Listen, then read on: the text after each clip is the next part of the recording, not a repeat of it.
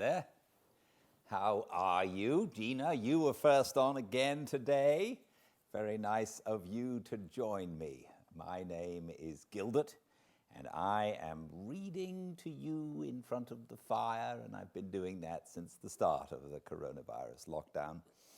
I'm thoroughly enjoying myself doing it, and currently we are in the middle of the Inimitable Jeeves by P.G. Wodehouse. This book is an amalgamation of several of his short stories. It was written a long time ago, and since he wrote, I think even up to the 70s, he continued, to the 1970s, he continued writing Jeeves and Wooster stories, but this was written in the 20s. And the current short story we're in the middle of concerns Bingo, who's his good friend, who's pretty useless, and who keeps on falling in love with people. He's fallen in love with somebody called Charlotte, who he met on a bus and who is not of the same social class as he is. So he thinks that what he's got to do then is harangue the upper classes, including Bertie and including his uncle, who has just become Lord Bittlesham. He's been putting a beard on to disguise himself and has been haranguing his uncle. At the same time, he'd like some money to bet on the Goodwood races. So, welcome to a fireside reading of the Inimitable Jeeves, Chapter 12. Bingo has a bad Goodwood. I'd promised to meet young Bingo next day to tell him what I thought of his infernal Charlotte, and I was mooching slowly up St. James's Street, trying to think how the dickens I could explain to him, without hurting his feelings, that I considered her one of the world's foulest, when who should come toddling out of the Devonshire Club but old Bittlesham and Bingo himself? I hurried on and overtook them. "What ho!" I said. The result of this simple greeting was a bit of a shock. Old Bittlesham quivered from head to foot like a polaxed blancmange. His eyes were popping and his face had gone sort of greenish. "Mr. Wooster." He seemed to recover somewhat, as if I wasn't the worst thing that could have happened to him. "You gave me quite a start." "Oh, sorry." "My uncle," said young Bingo in a hushed, bedside sort of voice, "isn't feeling quite himself this morning. He's had a threatening letter." "I go in fear of my life," said old Bittlesham. "Threatening letter?" "Written," said old Bittlesham, "in an uneducated hand, and couched in terms of uncompromising menace. Mr. Wooster, do you recall a sinister, bearded man who assailed me in no measured terms in Hyde Park last Sunday?" I jumped and shot a look at young Bingo. The only expression on his face was one of grave, kindly concern. "Why, yes," I said, "bearded man. Yes, chap with a beard." "Could you identify him if necessary?" "Well, how do you mean?" "The fact is, Bertie," said Bingo, "we think this man with the beard is at the bottom of all this business. I happened to be walking late last night through Pounceby Gardens, where Uncle Mortimer lives, and when I was passing the house, a fellow came hurrying down the steps in a furtive sort of way. Probably he had just been shoving the letter in at the front door. I noticed that he had a beard. I didn't think any more of it, however, until this morning when Uncle Mortimer showed me the letter he had received and told me about the chap in the park. I'm going to make inquiries." "The police should be informed," said Lord Bittlesham. "No," said young Bingo firmly, "not at this stage of the proceedings. It would hamper me. Don't you worry, Uncle. I think I can track this fellow down. You leave it all to me. I'll pop you into a taxi right now and go and talk it over with Bertie." "You're a good boy, Richard," said old Bittlesham, and we put him in a passing cab and pushed off. I turned and looked young Bingo squarely in the eyeball. "Did you send the letter?" said I. "Rather. You ought to have seen it, Bertie. One of the best gents' ordinary threatening letters I ever wrote." "But where's the sense of it?" "Bertie, my lad," said Bingo, taking me earnestly by the coat sleeve, "I had an excellent reason. Posterity may say of me what it will, but one thing it can never say, that I have not a good, solid business head. Look here." He waved a bit of paper in front of my eyes. Great Scott! It was a cheque.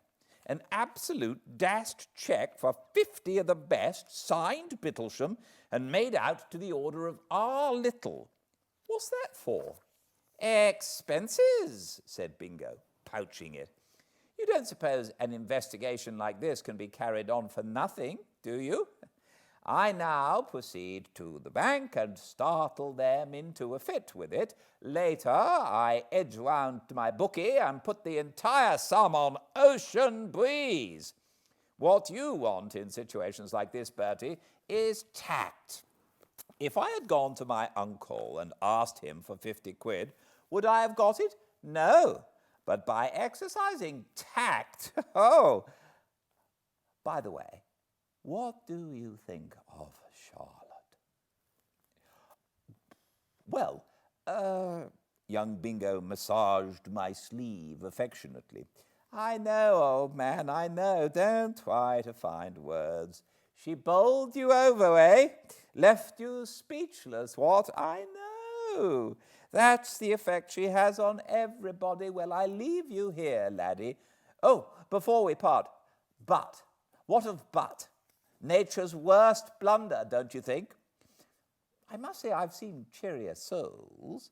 I think I've got him licked, Bertie. Charlotte is coming to the zoo with me this afternoon, alone, and later on to the pictures. That looks like the beginning of the end, what? Well, toodaloo, friend of my youth, if you've nothing better to do this morning, you might take a stroll along Bond Street and be picking out a wedding present." I lost sight of Bingo after that. I left messages a couple of times at the club asking him to ring me, but they didn't have any effect. I took it that he was too busy to respond. The Sons of the Red Dawn also passed out of my life, though Jeeves told me he had met Comrade Butt one evening and had a brief chat with him. He reported Butt as gloomier than ever. In the competition for the bulging Charlotte, Butt had apparently gone right back in the betting.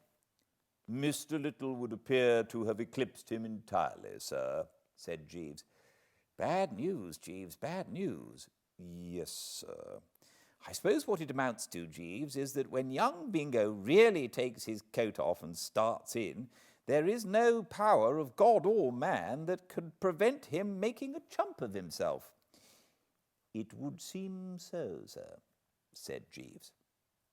Then Goodwood came along, and I dug out the best suit and popped down. I never know, when I'm telling a story, whether to cut the thing down to plain facts or whether to drool on and shove in a lot of atmosphere and all that. I mean, many a cove would no doubt edge into the final spasm of this narrative with a long description of Goodwood, featuring the blue sky, the rolling prospect, the joyous crowds of pickpockets, and the parties of the second part who were having their pockets picked, and in a word, what not. better give it a miss, I think, even if I wanted to go into details about the bally meeting. I didn't think I'd have the heart to. The thing's too recent. The anguish hasn't had time to pass. You see, what happened was that Ocean Breeze, curse him, finished absolutely nowhere for the cup. Believe me, nowhere. These are the times that try men's souls. It's never pleasant to be caught in the machinery when a favourite comes unstitched, and in the case of this particular dashed animal, one had come to look on the running of the race as a pure formality, a sort of quaint old-world ceremony to be gone through before one sauntered up to the bookie and collected. I had wandered out of the paddock to try and forget, when I bumped into old Bittlesham, and he looked so rattled and purple, and his eyes were standing out of his head at such an angle, that I simply pushed my hand out and shook his in silence. "Me too," I said, "me too. How much did you drop?" Drop. "On Ocean Breeze." I did not bet on Ocean Breeze. "What? You owned the favourite for the cup and didn't back it?" I never bet on horse racing. It is against my principles. I am told that the animal failed to win the contest. "Failed to win? Why, he was so far behind that he nearly came in first in the next race." Tut, said old Bittlesham. "Tut is right," I agreed. And then the rumminess of the thing struck me. "But if you haven't dropped a parcel over the race," I said, "why are you looking so rattled?" That fellow is here. "What fellow?" The bearded man.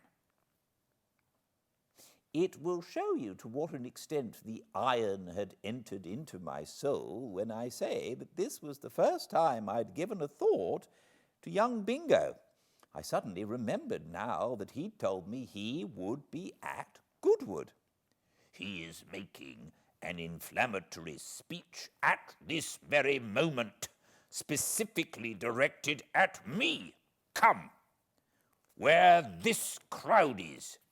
He lugged me along, and by using his weight scientifically, got us into the front rank. Look, listen. Young Bingo was certainly tearing off some ripe stuff, inspired by the agony of having put his little all on a stoomer that hadn't finished in the first 6. He was fairly letting himself go on the subject of the blackness of the hearts of plutocratic owners who allowed a trusting public to imagine a horse was the real goods when it couldn't trot the length of its stable without getting its legs crossed and sitting down to rest. He then went on to draw what I'm bound to say was a most moving picture of the ruin of a working man's home due to this dishonesty.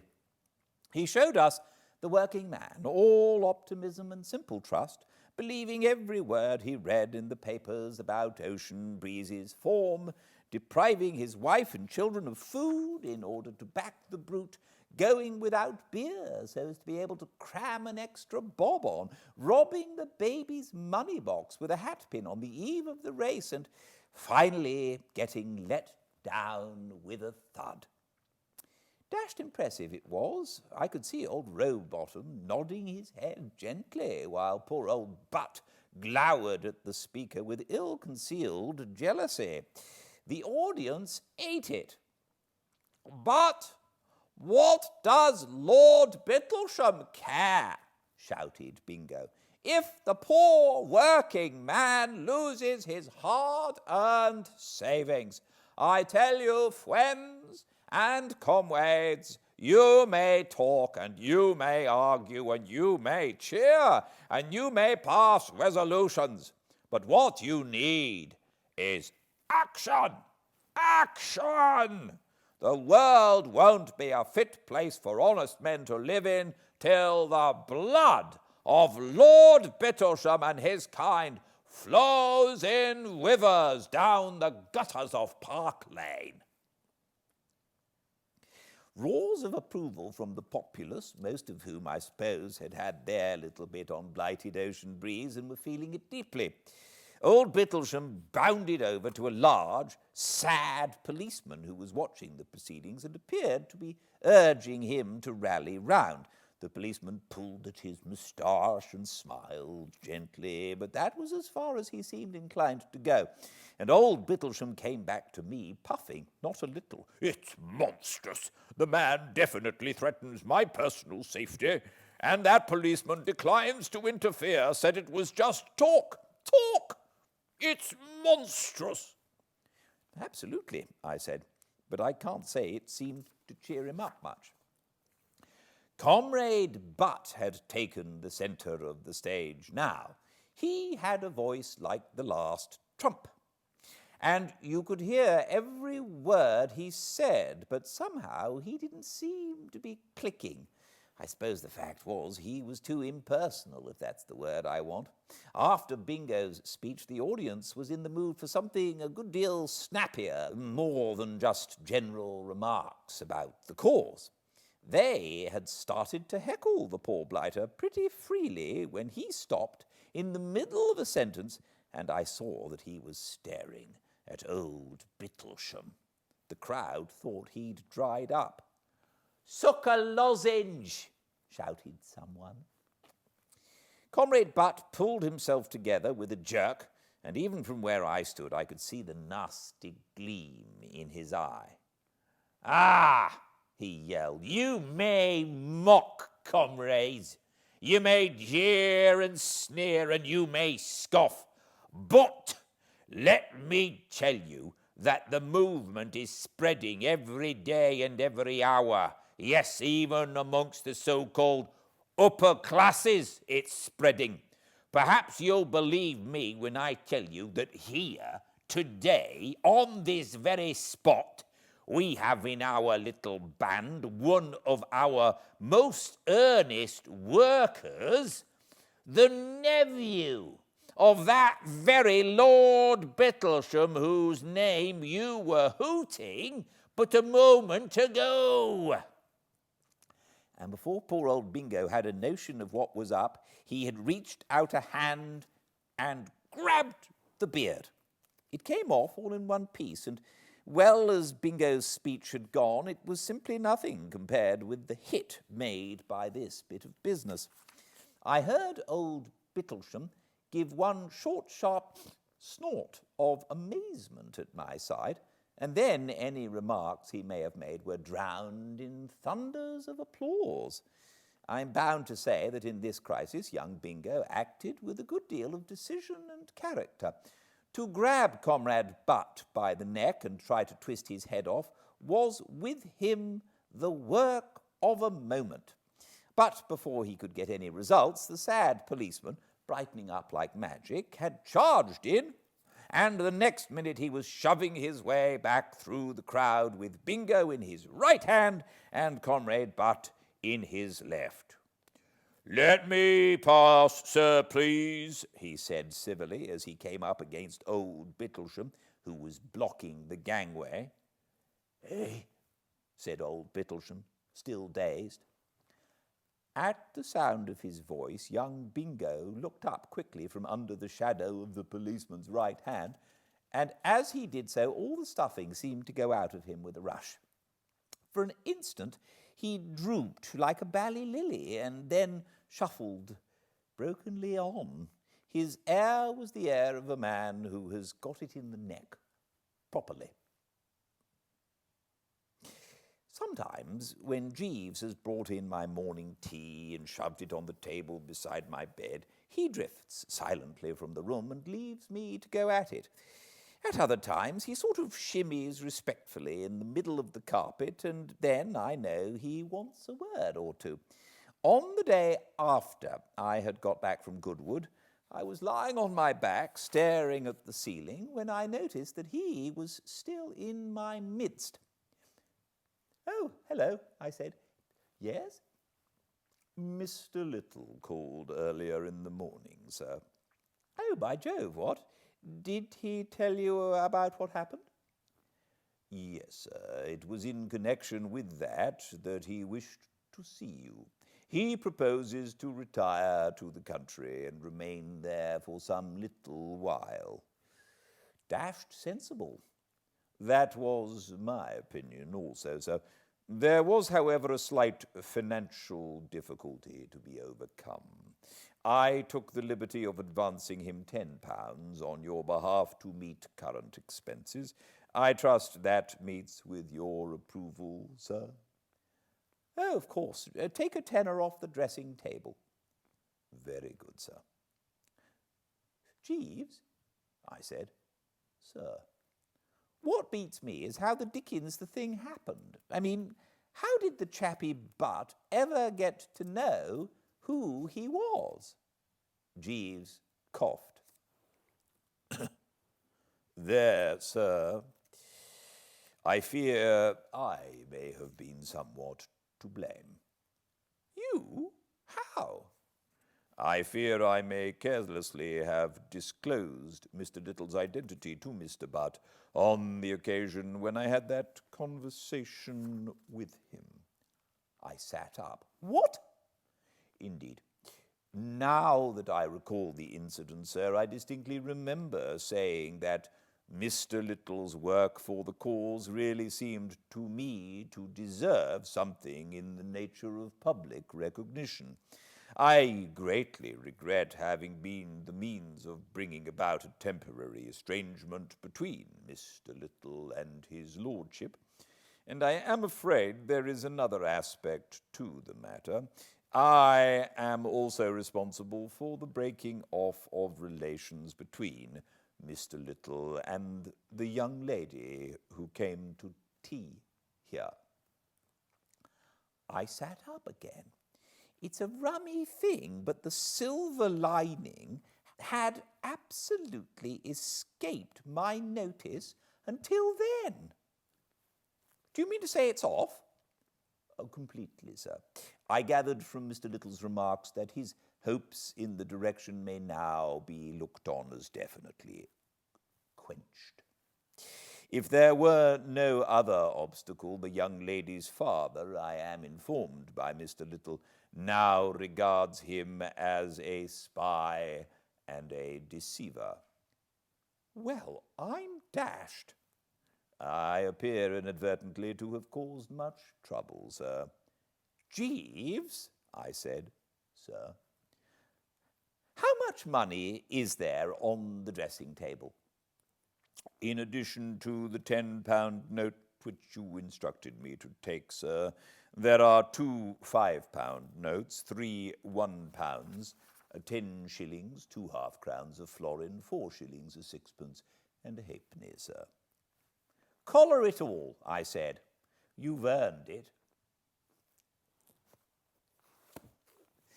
Thank you all for joining me. More Jeeves and Wooster tomorrow. I look forward very much to seeing you, and I hope this helps a little. Until then, please be very well. Good night.